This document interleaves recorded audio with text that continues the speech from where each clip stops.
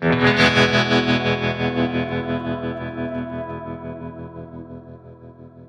right, everyone. I'm Scott Johnson from the Mama Tried Show, and this is a new thing that we're doing this year with this stage and having conversations with interesting and funny people. So that's why I wanted to get the Rodriguez family up on the stage.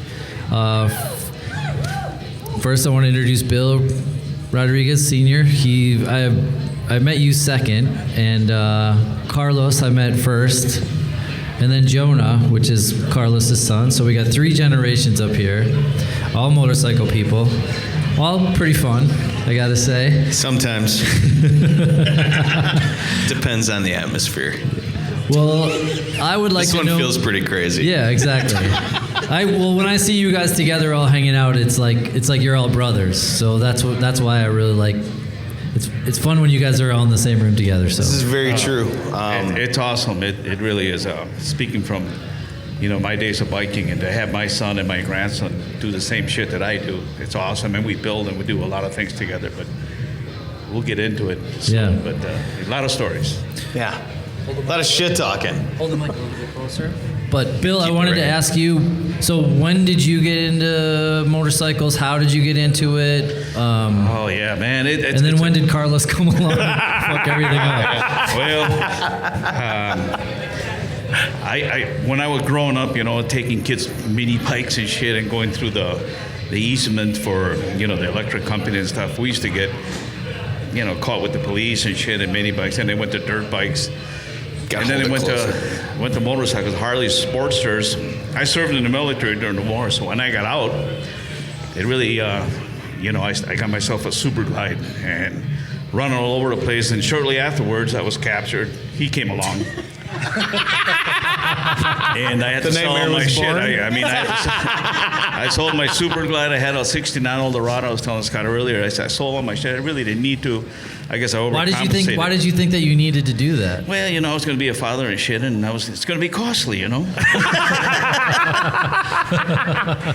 kind of a bougie dude, so I get it. So yeah, real brief growing up. He was around it all the time with my buddies. Wait, are you from the area? Are you from Milwaukee area? Yeah, originally I came. My family migrated from Peru, South America. Okay. And I grew up here in the city in Milwaukee. Where in Milwaukee? In Milwaukee, in 107th and Hampton on the northwest side. All right. North side. Yeah. And how did you start riding bikes?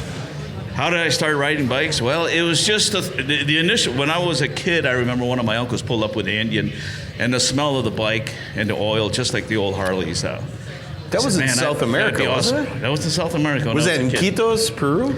That was in Lima. I must have been maybe 6 or 7. I remember my uncle pulling up an old Indian, and just the sound and the smell. They're pretty similar to Harleys, and a lot of Harleys down there. But that was my first attraction to motorcycles when I was a kid. There was a guy that was the main hub of Harley Davidson through the teens and the 20s in Peru. They made a book about him. I can't remember the guy's name offhand. Pontilillo was his name. Pontilillo, they called him like the Million Kilometer Man. Yeah, he broke all these world records, riding super old Harleys all throughout South America where there's no roads. I mean, really? shit, yeah. I mean, there's places in South America, there's still no roads. But so those motorcycles were used for post offices, police departments and whatnot. So there's a levy of old bikes down in South America. Pilot. Go ahead. Wait, wasn't there a German guy collector who bought a whole fleet? Yes. From I think it was from Argentina. It might have been Argentina or police department or something. Yeah, it was all like 90s fucking, I don't know. What would it have been? Was it Knuckleheads or no? These were Evo motors. There's a famous picture on the internet of them. Okay. It's just they're in the basin of this mountain, and there's 400 of these bikes. But so that's kind of it's not uncommon to see that in third world countries where a company like Harley would come in and for the infrastructure at the time, supply them with motorcycles because there's no roads. So the main way of transportation back in those days was motorcycles. Okay. So.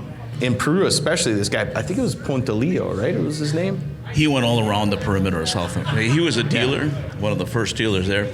And there's actually a book in Harley Davidson store very costly. I keep asking these numbers. Buy me that book, but I've yet to see it. You get no love, man. You get no love. It's a lot of plata.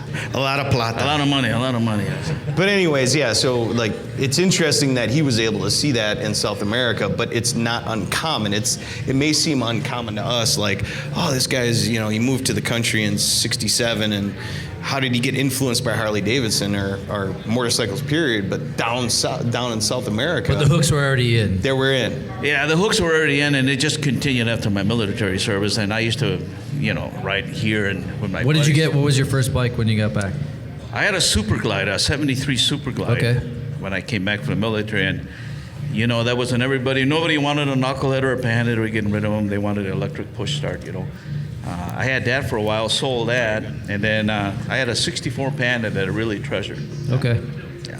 That was the first bike I ever got a ride on. Right. I got pictures. I can tell you, when I was a little kid, I would be 4 or 5 years old, sitting in his shop. Well, it was this garage on the north side of Milwaukee. Where the hell was that place? On Silver Spring. And all his buddies from high school, like guys he was in the service with during the Vietnam era, they'd be hanging out in the garage and just talking shit, drinking beer, fixing cars, bikes, whatnot. And he had this '65 Panhead that had a buddy seat. And the first time I was ever on the back of a motorcycle, I remember we went to Villard from the house, and he had buddies with names like fucking Lance, Pinhead, Balloon. Like, these fuckers had the craziest fucking names in the '70s. And I remember looking up at these men, and they were fucking behemoths, because I'm 5, I'm just a little kid. And looking up at these big, tall bikers, having fun and drinking, talking shit all day long. His name is Guillermo, but they call him Billy. So they always are, Billy, what's the kid doing in here? And his buddies would fucking hit me on the head and say, don't fucking cry, shit like that. But I remember being on that fucking Panhead. What? No, I'm making you look bad. I know. Hold on. I'll tell you a quick story. He was a good There was parent, a buddy I of swear mine to that God. had a 45. He had a 45 Servi car. All right? Oh, this is funny shit, kids dude. love ice cream and shit, right? So I bring him along, and my buddy's proud of his 45 white cup, and he had a white outfit on too. So Carlos pulls out, the boys are there. He goes, oh, the ice cream man is here. Dude, I thought this dude had fucking ice cream, and he got so mad. He got He was pissed like, off. hey, Yeah. they used to say, why's your kid scolding on me? Like, Yeah. why are you scolding on me? Like, why you fucking with me kind of shit, right? Hey, Billy, why's your kid fucking scolding on me? And all his buddies would be laughing. And I was like, no, seriously, where's the fucking ice cream at, man? Like, I didn't know any better. He did. I was a fucking kid, I was like, what the fuck? Yeah. But yeah, so that was his buddies. They would hang out in the shop, and that was Lance, Balloon. But I had a ride on that '64 Panhead. That was the first bike I I got rode pictures. on. And so did you get in did you have a mini bike? Did you? Oh, I gotta let my dad finish his shit because he's got a long Well, he's got a long road. I don't want to steal the show here, but I used to have a dirt bike that I'd take him one time. An infamous story was he was getting up the age where he could handle the clutch and stand on the damn thing. So I knew that he'd be taking my shit like everybody. It was a shady deal. Let's just get that out of the fucking way. It was a So- shady deal. Scotty, it was a shady fucking deal. Yeah. When he was a kid, I remember Does it sound taking- right, son? That sounds right. I took him and 3 of his buddies on this dirt bike on the easement for the electric company, nice clear pathway. We all ran a cop. I remember I was a legend with his friends and shit because Dude, the cops saw us. 4 of us on a fucking KX 125. No way. My ass cheek imprints are on that tank to they're this dense. day. They're Dense from this fucker. Trying to get away from the Trying to get cops? away from the cops, dude. We did it, though. We We went did it. all the way up to where the hell did we go? We started in 20th and Silver Spring and ended up in Germantown over Mequon. By In Mequon. No way. We're running cop. It was in the Mequon. 80s, dude. They were Like, chasing you that far? They fuck gave yeah, you- man. And he that was much out of a running. shit? Yeah, That he was out easement- running these cops. That easement went all the way through there. Yeah, we were following the power line easement all the fucking way out there. Me and my buddy, little Josh. I sat on the tank. It was the worst spot on the bike. And then 2 of my buddies would sit behind him, so there was 4 dudes on a 125. How the fuck fast can a 125 go with 4 people on it? Right? And he outran the cops on that thing, man. Nice We got job. away that day. Yeah, we had to withhold that information from his mom, but Oh man. it was pretty cool. The fuck, It was pretty dude? All right. So you were taught to flaunt the rules at an early I was age? taught to break the law at a very young age. Yes. He's trying to get into heaven now. That's why he's acting so meek about his stories. But yes, he used to be a legend. Back in the day, they used to go, all right, I'm going to bust you out, old man. These fuckers used to go to Mole Lake. You ever heard of the Mole Lake run? You remember back in the day, right? This is legendary run in Wisconsin. It was on an Indian reservation. Am I right or not? Yeah. It's a bluegrass festival. It like, we did the hood bush and all that crazy shit, and we thought we were having a good time and being outlaws. Talked to him, and Tom Hinderholtz verified this. Tom Hinderholtz told me that they fucking ate a horse at that damn party back in the late 70s. Yeah, they're like, bro, nobody had money. It was like Reaganomics or whatever, Carter era shit. And they're like, yeah, we're out there partying, and this farmer was like, hey, I gotta get rid of this horse. And they're like, sweet. So they fucking killed the horse, and they're like, let's just eat the fucking thing. And they fucking ate a horse at the Mole Lake. Am I full of shit? It was tasty. Yeah, this fucker right here, yeah. So back in the day, these fuckers would get down like nothing anybody's seen since. And I give you respect. You got to for that. remember Mole Lake when you first pull in for the old timers. You'd pull in and there'd be a stream. It was like Woodstock, dude. There were naked women. Everybody was disrobed, and they were in the stream swimming and doing. Because you know, Mole Lake used to be. They had the amphitheater in the middle and a dish all the way around. People would camp out there, and all the vendors would be out there. And you'd pull in. You're in a reservation, so it was tribunal police. Nobody else had jurisdiction, and everything went. There's no fucking laws, man. Well, you know, we tried to be It was the lawless best that we time. do. You can't get away with shit like that well now. behaved, young man. No way. Yeah. It was a good time. As a matter of Yeah, fact, I'll we bet. were, just quick little offshoot, we were telling stories about Mole Lake back in the day when I was bartending. He had a buddy named Joe Zanotti, this guy that thought he was John Gotti. You know, he's like, hey, what the fuck, man, right? And we're talking about Mole Lake, and fucking Joey goes, well, what the fuck? I was there on my 55 Panhead back in 77. And we're like, oh, no shit, Joey. He goes, yeah, I got fucking arrested for murder. And I was like, how the fuck did you get arrested for murder at Mole Lake? Well, I happen to look like the fucking guy, so they threw me in fucking jail. Right. And on Monday morning, they let me go. And I was like, oh. He goes, the worst part was I missed the whole fucking party because I was in jail. They thought I fucking murdered a guy, you know? So that's how crazy shit used to be back It in did the get day. crazy after. It was always a good time. I think they still have it. I'm not sure. I haven't been there in years. I don't know. Maybe they do. If they do, we should all get together and go. Wait, did it start out as a bluegrass festival that turned into a biker party, or was it? No. You know what it was? It was in the reservation. They did that. They had a lot of musicians out there. It was a Kentucky Bluegrass Festival. Okay. Awesome music, some great stars that came out there, and that was the attraction. But it started attracting us, the biker group, and there was many of us like today, you know, clubs and just everyday Joe that ride old bikes and pants and any kind of whatever. As long as you rode, you were welcome. Yeah. But you know, you always in these things they get a little crazy, and with the lack of with tribunal police that when they were partying with us, it's like the MPs in the military, they let you in with anything. Well, the tribunal police, as long as you know you rub their elbow a little bit and grease them, we're good. You know. All right. So wait, so I want to hear more about now the Carlos coming up. All right. Oh shit. So how did that go? What was Carlos's first motorcycle? KX 125. Go ahead, you got it. Yeah, KX 125 dirt bike. Again, another shady deal. The old man he lost his job as an iron worker. Am I right? So in the Reaganomics or whatever the fuck, the old man loses his job. In the horse eating days. Yeah, in the horse eating days, back when men ate horses and were men. Very good, you catch. Awesome speaker, interviewer. This fucker lost his job as an iron worker, and he was running cars out the back of our garage. It could have been a chop shop, Jonah. I don't know. You comment. I gotta make a living. I gotta plead the fifth on that one. That's right. So, anyways, the old man's selling cars out the back of our garage in Silver Spring in Milwaukee, and he does a fucking deal with a guy. Of course, it's another fucking deal that the old man's put together, and somehow or other, a KX 125 appears in the shop out of nowhere. It was from your friend. So they had this buddy. They called him Bucket. That was his fucking nickname. They called him Bucket because he swam in tranny oil all day, like fixing transmissions for my dad, and he was just the dirt balliest guy you ever seen in your life. As a matter of fact, he had chicken eyes. You remember his eyes were real close together? So they call him fucking chicken eyes. He had a ring around his eye. It was either chicken eyes or Bucket. And I'm a fucking I'm a 10-year-old kid, and I'm calling this adult Bucket, and he doesn't give two fucks. And I'm like, hey, Bucket, what's going on? Hey, Carlos, how's your fucking day? And he's just another day in my dad's garage. So anyways, he does a deal with Bucket, and he ends up with that KX 125. And I couldn't touch the ground on the fucker. So me and my cousin Jay would hold the the rear fender on it, and I'd kickstart it until it got running, and then once it got running, I'd put it in gear and drive down to the end of the alley and turn around and pull the clutch in and go real slow, and he would jump on the back of it because neither one of us could touch the ground on this fucking thing, and then we would just cause havoc all up and down Villard and in the middle of fucking Milwaukee and try to get it back, and hopefully it was cool enough that he wouldn't realize that we had it out. But yeah. I know, but I let it slide.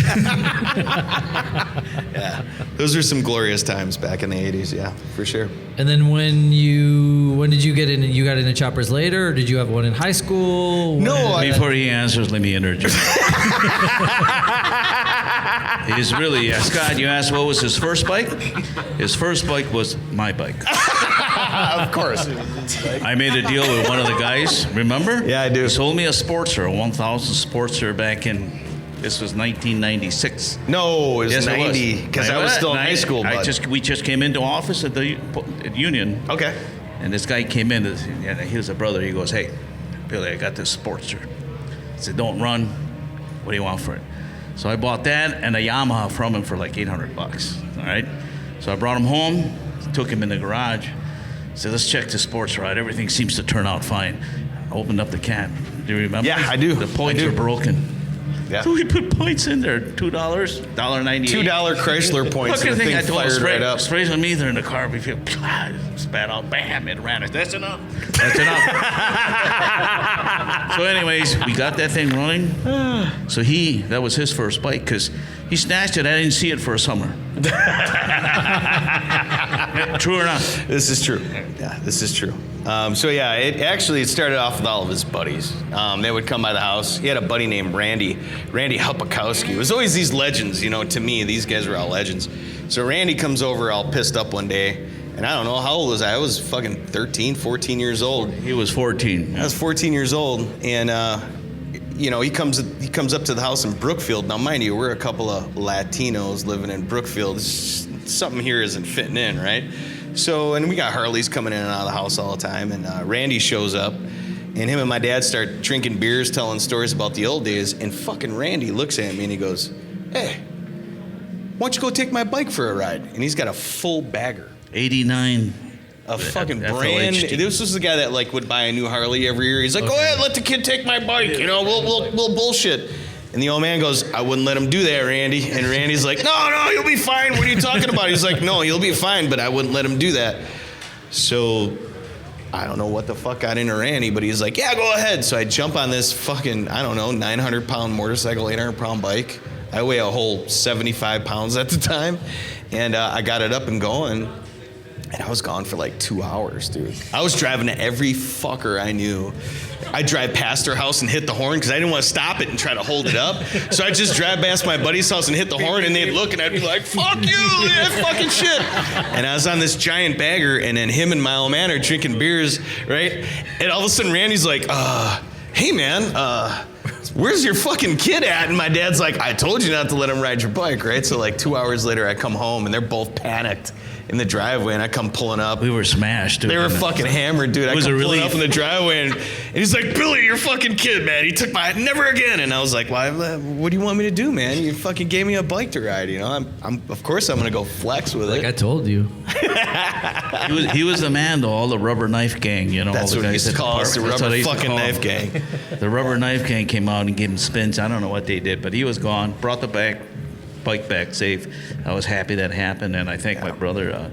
He's still around. Randy's still around. And Yeah, Randy's a good shit, man. Every shit. time I see him, he's just. That's another story. That was the dude that used to hit me in the top of the head and tell me not to cry. "Don't fucking cry, kid. Don't fucking cry. Be a man." "All right, Randy. That really hurt." Meanwhile, you could see my heartbeat in my fucking head. Yeah. Jonah, did they do that to you too when you were coming up? The abuse came from my own family. That was no need for outsiders. Plenty of abuse just like They, right within the family unit. Yeah, they used to have this move called the rowboat. They'd lay me on my back. He would grab one leg, and he'd be on the other side, grab my other leg like I was in the splits, and then they would roll the legs together like this. That was a wrestling move, the robo. It was a wrestling move. I was 8 years old. I don't know. We grew up hard in the Rodriguez family. Yeah. I don't know what to tell Yeah. you, man. He'd do it to us now. Get your ass over here. Oh my God, we're actually doing this. All right, all right. Don't fight us because you're much stronger. Don't fight us. What's happening here? Ready? Yep. Oh!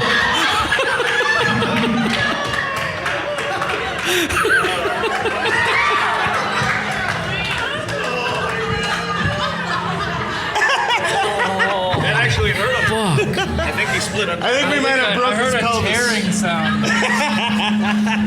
I'm very slim, so that's no problem for me.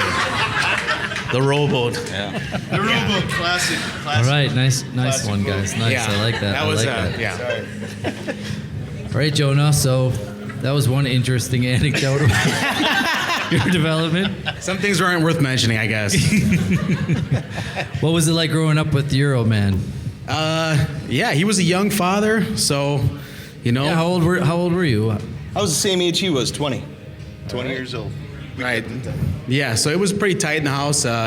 You know, we had a lot of fun, and then there was a lot of strictness as well. It was a bit of both, you know? Yeah, you guys. Oh, I'd love to chime in on this shit. The strictness came from his behavior. Yeah, Let's that's get that true. I right. was definitely not, you know. Jonah was about always as the best wi- behaved. He was about as wild as it could get, but he was a good kid, and I got him into biking right away. He was like 3, 4. He was in the shop when you owned the old house, and yeah, he was always around it, you know. And I used to love going on the trips to go pick up the bikes. That was my favorite. I liked going because they'd be like, hey, we got a lead somewhere in Rockford, Illinois today. We're going to go pick up a shovel head. And then we'd go down there and, you know, you get met by the crustiest old fuckers of all time. And watching my dad and my grandpa, you know, my dad was using his olive oil voice, and he's like, yeah, it's a beautiful bike. And then my grandpa would tell him that the tread was off, and he would shake the carburetor, and he would say, you know, piece of shit. this thing's, I don't think I'm gonna fucking take it home. And then on occasion, there'd be a trailer with a lock on it parked up Hidden around the corner. a block away, so that way they didn't think we were really super serious about buying you it. can't pull up to buy a bike with your trailer on the back of your truck. You gotta hide that fucker around the corner. That was probably one of the earliest things I learned about buying a bike is never show up with the trailer. And that was like a classic move. And, you know, we go down and we meet these fucking freaky ass old fucks, and we go down there and they'd hustle them down $200, and then we'd load the bike up. And then I remember the drive home, everyone was laughing.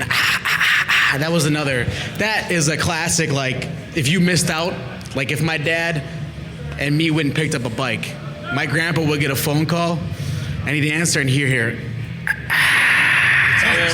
and then immediately, what happened? And that's have how to you be around know. my dad to know. That's how you know. That's a sign of a deal. That's right. You know, something good just happened. Something good just happened. You know, we deer hunt, and if it was a deer that just got shot, you know someone got something. Or for the bikes, right? If you get a call in June, you're thinking this fucker just went and got a good deal, like on something. So all that shit. When I was young, I remember thinking like, man, this is the coolest stuff ever. And me and my grandpa have gone to Tennessee. I've gone to North Carolina to pick up my dad, and then Where's Aaron Henning? yeah.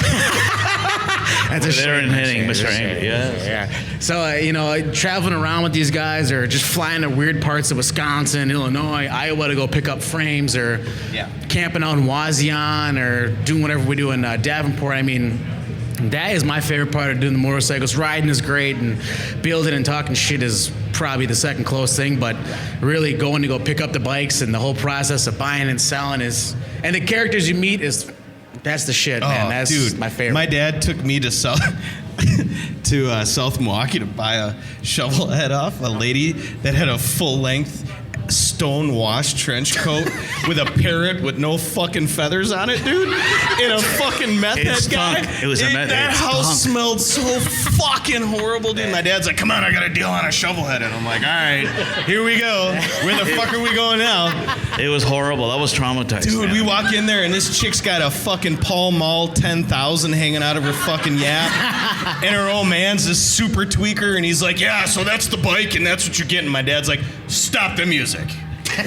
You're giving me all this other shit too. And so they came to an agreement.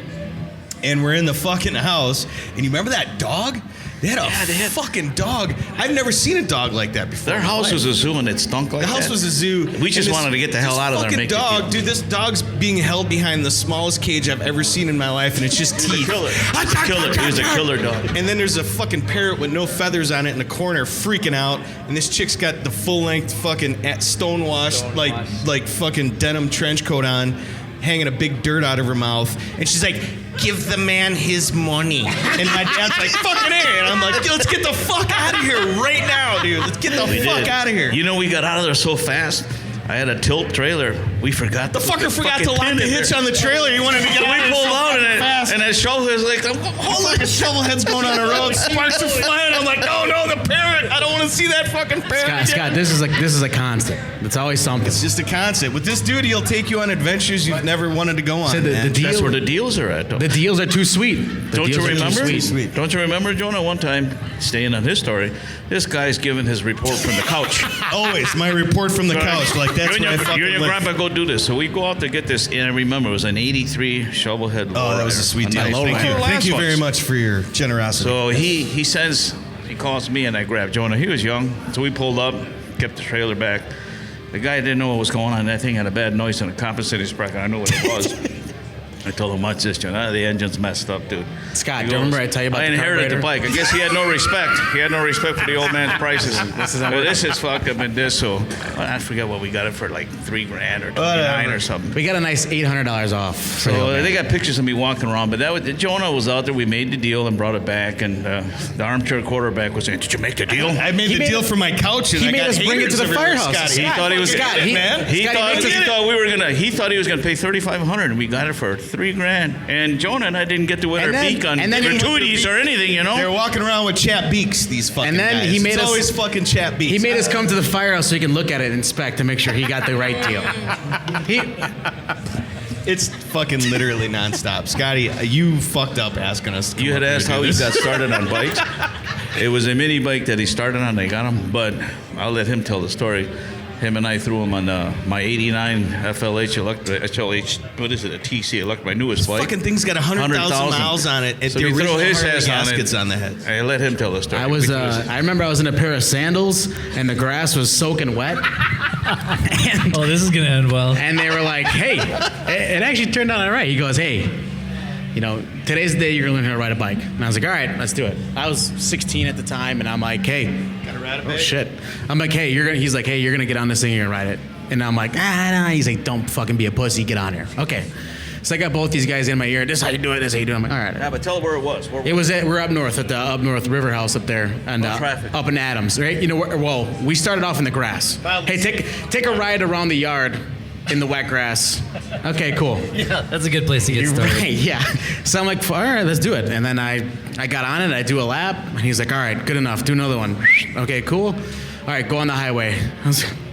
So I get on County Junction Z, and I'm in fucking flip flops and thigh-high sandals, Cargo shorts. no glasses on, just with the fucking foot shift, like flopping around, doing all this shit. Come back around, he goes, "You're squared away." So I don't know if he knows this, but All right. a week later, I come back home, and he has an '84 Shaw Softail, Yeah. and Oh, this is new. But this sounds like a new story to me. there's a true confession, as they say. Okay, Scotty, before you go any further, motherfucker, there's a fucking tradition in the fucking you keep Rodriguez it. family. It's called a true confession. And these things only happen once in a lifetime. When they happen, they're delicious. So this true confession I'm about to hear, I've never fucking heard before. Neither have I, but This is a fucking new one to me. I'm excited. Let me hear the This true sounds real confessions. tasty. Son, explain yourself. Well, I remember there was a nice-looking young lady that had a swimming pool, and another one of her friends who was a nice-looking young lady said, "Hey, why don't you guys come over, you and your buddies, and we'll swim?" And I'm like, "Fuck! I just learned how to ride this motorcycle." What the fuck? So You jump on Motley Crue? I jump That's on what I his. call my 84 I jump on Softail. Motley Crue, Get the and I ride fuck over to this outta here. girl's house, and I'm styling, and I show up. And her parents are out the window watching me, and I'm 17 years old. She comes on, jumps on the bike, fucking blast over. You did it to me. You did it to me. We go swimming, take her for a ride, take You're her fucking take her kidding me around, right now. take her home. This was in Dallas? This was in Dallas, yeah, and I was You're a fucking straight jerk off, dude. well, and then it did start burning oil, but I just Did it malfunction? It rode so good, Scott, I couldn't stop. See, so these fucking true confessions have come up in all variations of our life. And the true confessions where you do some downer, dastardly shit like take the old man's Motley Crue 84 Softail out to impress. Every kid should take his dad's bike without him knowing. It's expected. It's expected. It's, what you it's a should do. family tradition at this point. Here you go, man. I'm sorry. No, you guys are good. You guys are good. You guys are good. But you know, the true confessions too, we're deer hunters and we go out in the woods and we hunt with our family, and the true confessions came about that somebody would shoot a deer that was a little bit undersized and they didn't want to own up to it. So then they wouldn't say anything until we get to the barn, have a few, and all of a sudden, I got to fess up. And then there was the carcass caper. I had a couple of brothers that... Hey, don't incriminate us too bad here. There might be DNR agents around that. All right.